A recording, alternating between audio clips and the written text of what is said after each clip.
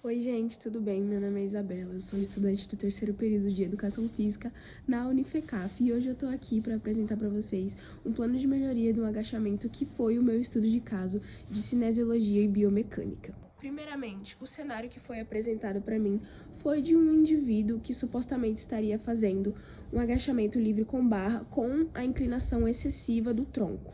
E aí a gente tem um desafio para compreender e entender biomecanicamente falando, por que aquela pessoa está inclinando demais o tronco e gera várias hipóteses aí que podem ocorrer durante a execução desse movimento. Eu levantei 4 hipóteses e essas 4 hipóteses são: primeiramente, a falta de mobilidade de dorsiflexão, que é a falta de mobilidade do tornozelo. Segundamente, a falta de força no core seria a falta de ativação dos músculos erectores de espinha, o core, certo? Terceiro, a falta de técnica de execução ou até de consciência corporal durante o movimento. E quarta, a falta de flexibilidade da cadeia posterior e até do glúteo, dos isquiotibiais e do glúteo. E além disso, eu montei 6 passos no meu processo avaliativo para a gente poder melhorar a execução do agachamento desse indivíduo. O primeiro deles é o foco na correção e na técnica. Primeiramente, a gente vai avaliar esse indivíduo, a mobilidade de tornozelo dele, a mobilidade dos isquiotibiais, como ele tá agachando, se ele tá agachando com uma base mais fechada, com uma base mais aberta. A gente vai observar também o padrão de movimento do indivíduo de lado e de frente, faz uma grande diferença nessa hora.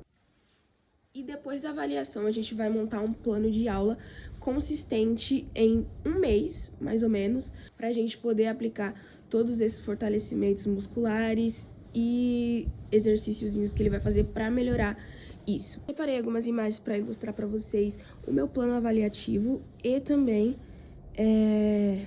o plano para melhorar essa execução. Separei aqui a foto de um agachamento. A moça aqui está projetando o tronco muito para frente. Isso pode acarretar em dor lombar e até alguma lesão.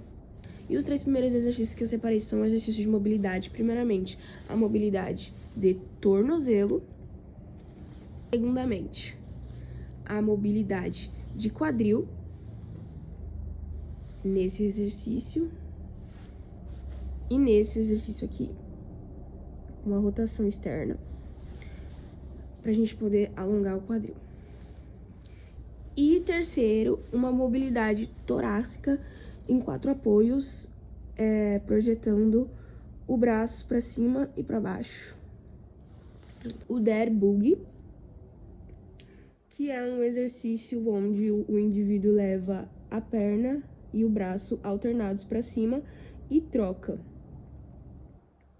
É muito importante a gente desenvolver o nosso core, porque o nosso core vai manter a nossa coluna neutra e vai dar força nos nossos músculos erectores de espinha para a gente poder executar não só o agachamento, como também o stiff, o levantamento terra sumô.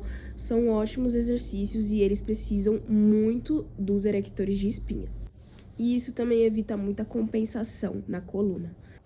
E além de melhorar o core, passar exercícios para o core e exercícios para o glúteo, eu quis reeducar o padrão de movimento do indivíduo, fazendo com que ele pratique o agachamento de formas diferentes para ele ter mais consciência corporal, mais padrão motor.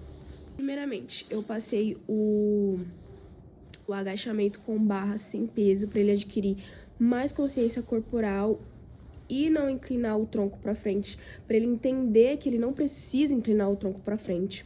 Segundamente, eu passei o agachamento taça, onde facilita o indivíduo ficar ereto com a coluna ereta, porque não tem peso nas costas. Ele coloca o peso na frente dele e consegue ter mais consciência corporal da sua coluna.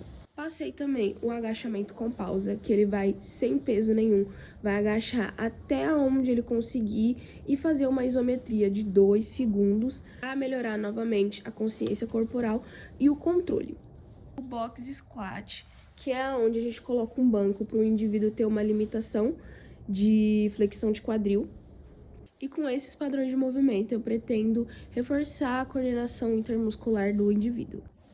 E por último, mas não menos importante, A progressão de carga é cautelosa e contínua, mas o que acontece?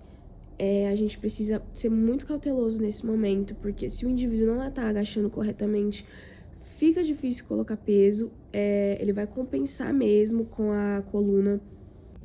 E a progressão de carga gradual vai evitar que o indivíduo tenha novamente essa projeção excessiva da coluna.